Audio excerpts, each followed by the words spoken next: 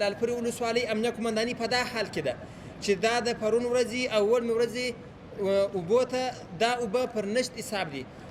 دا اوبه د قمندانۍ هغه طرف ته دوه ځایه کېږي، نیمې په سیند کې روانې، نیمې دې خواته بیا داسې لاره یې کړې ده، داسې تېرېږي چې قمنداني په منځ کې پاته ده. دا قمنداني هم مکمله اوبو غرقه کړې ده.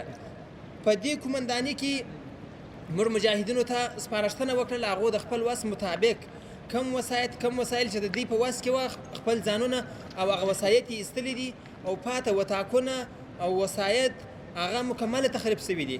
یعنې دا قمنداني په مکمل ډول سره تخریب سوې ده. دغه د ننګرهار ولایت د لعلپورې ولسوالۍ امنیه قمنداني ده، دا شاته یې وینئ. او تقریبا دلته دغه د وریځو د بارانونو له وجې نه مختلفو ولایتونو باندې بارانونه وسو، بیا دا سیلاوونه راجمع سول. نو دلته دا سیلاوونه رازیات سو، موږ خپل هڅې وکړې، خپل کوشش مو وکړ.